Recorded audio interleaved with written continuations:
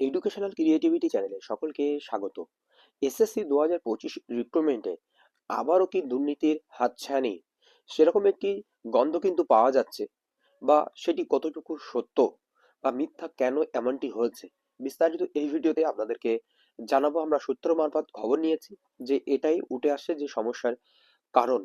আর এটা কি দুর্নীতি বলে অভিযোগ করা হচ্ছে, তার পরপরই কিন্তু কমিশন তাদের নোটিশ কিন্তু তাদের ওয়েবসাইট থেকে তুলে নিল। তো চলুন পুরো বিষয়টি আমরা দেখে নেব এই ভিডিওটিতে। 2/1/2026 এই নোটিশটি হয়েছিল গতকাল। তো এখানে আপনারা জানেন যে কলকাতা হাইকোর্টের অর্ডারে এসসি এসটি এবং পিএইচ ক্যাটাগরি, যাদেরকে জেনারেল হিসেবে ধরা হয়েছিল, সেই সমস্ত ক্যান্ডিডেটরা যারা 16/12/2025 2:30-এর মধ্যে কলকাতা হাইকোর্টের দ্বারস্থ হয়েছিলেন, তাদেরকে এসসি এসটি এবং পিএইচ ক্যাটাগরিতে সুযোগ দেওয়ার কথা বলা হয়েছিল। এবং সেই সমস্ত ক্যান্ডিডেট প্রায় একাধিক ক্যান্ডিডেটের নাম এসেছিল। তো তার মধ্যে 48 ক্যান্ডিডেটস কাট আপ ক্লিয়ার করেছে এবং তাদেরকে ইন্টারভিউ এর জন্য ডাক পড়েছে, এবং ভেরিফিকেশনে আরো কয়েকজন বাদ গেছে। এবং তাদেরকে ইন্টারভিউ দেওয়ার জন্য তাদের যে নির্দিষ্ট তথ্য বা দিয়ে দেওয়া হয়েছিল, কোথায় তারা ইন্টারভিউতে যাবে, কবে তাদের ইন্টারভিউ ডেট রয়েছে। Accordingly they are instructed to appear on 8/1/2026 and the under mentioned value according to the schedule given below. 8/1/2026 তাদেরকে ইন্টারভিউ ডেট পড়েছিল। কিন্তু এই নোটিশে দেখে মনে হলো 2025 যে রিক্রুটমেন্টটা, সেটাও বাতিল করতে চাই, বা সেটাও প্রশ্নের মুখে বা মামলার মুখে ফেলতে চাই স্বয়ং কমিশন ইচ্ছা করেই, যাতে করে এই দিয়ে আরো মামলায় জর্জরিত হয় এবং নিয়োগটি না করতে হয়, একটা যুব সমাজকে একটি বিপদের মুখে ঠেলে দেওয়া হয়, এরকম একটি বিষয়। কিন্তু এই যে বিষয়টি, আহ, এটাই যে সত্য তা হতে পারে না, কারণ কমিশন আমরা দেখেছি যে বিভিন্ন জায়গায় এরকম ধরনের অনেক ভুল করে থাকেন। এক্সেল শিটের কাজ করতে গেলে এরকম ধরনের ভুলও চলে আসে। তো চলুন আমরা বিষয়টি দেখে দিই। যে সাবজেক্ট গুলোতে ইন্টারভিউ ডেট দেওয়া হয়েছিল, রিপোর্টিং টাইম দেওয়া হয়েছিল, সেটি এবার এখানে আমরা যদি দেখি, একটু ছোট্ট করে আপনাদেরকে দেখাই।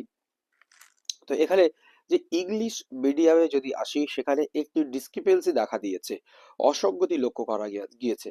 যেখানে আমরা দেখেছি, দেখুন এখানে 19 নম্বর সিরিয়ালে আমরা যদি চলে আসি, তো আপনারা দেখতে পাচ্ছেন Bapi Das, English PG medium Bengali category SC, gender male, তার ওএমআর মার্কস 56 এবং এডুকেশন কোয়ালিফিকেশন 8, তাহলে 56 আর 8 এটা মিলে হয় 64, 64। কিন্তু তার কোনো এক্সপিরিয়েন্স নাম্বার নেই, কিন্তু তার মার্কসটা দাঁড়াচ্ছে হচ্ছে 74, 74। 19 নম্বর আইটেম আপনারা দেখবেন 74, তা এখানে কাট অফ হচ্ছে 73।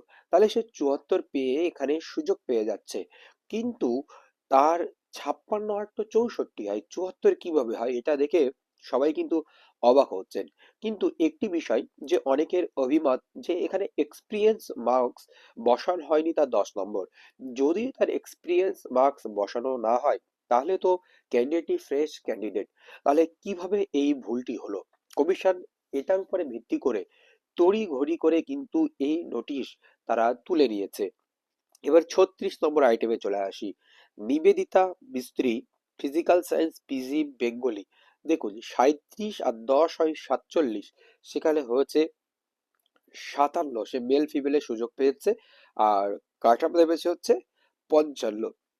তাহলে এই যে ভুলগুলো এখানে হয়েছে, এই ভুলটি কি ধরনের ভুল?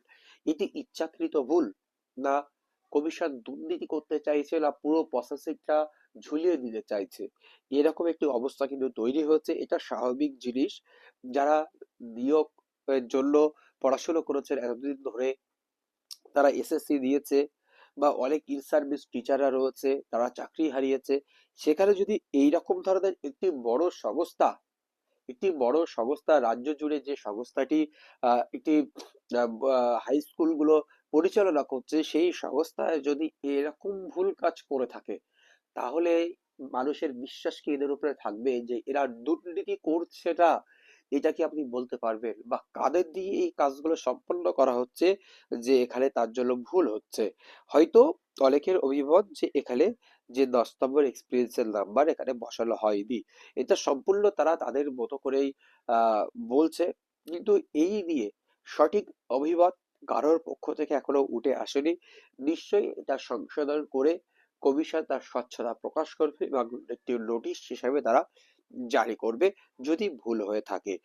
কারণ আরো একটা জিনিস, এটা কিন্তু পরবর্তী শুনানিতে কিন্তু উঠেও আসবে এরকম ধরনের তথ্য, বা কোর্টকে দেখার হতে পারে যে কমিশন এটা করেছে ওটা করেছে। এবার কমিশন পরবর্তী যে আপলোড করবে তথ্যটি, এবং এই যে দুটি ক্যান্ডিডেট রয়েছে বাপি দাস এবং নিবেদিতা মিস্ত্রি, এই ক্যান্ডিডেট গুলো যদি এরা দোষ নাও করে থাকে, তাদের কিন্তু তাদের নাম উঠবে কোর্টে, তাদের ডকুমেন্টস ভেরিফাই করতে পারে কোর্ট, এরকম ধরনের একাধিক সমস্যার কিন্তু মুখোমুখি তাদের হতে পারে এই কমিশনের একটু আধটু ভুলের জন্য। আর এই কমিশনের ভুলের জন্য কিন্তু আজ একাধিক জনের চাকরি চলে গেল। এটাও দেখার বিষয়। ধন্যবাদ।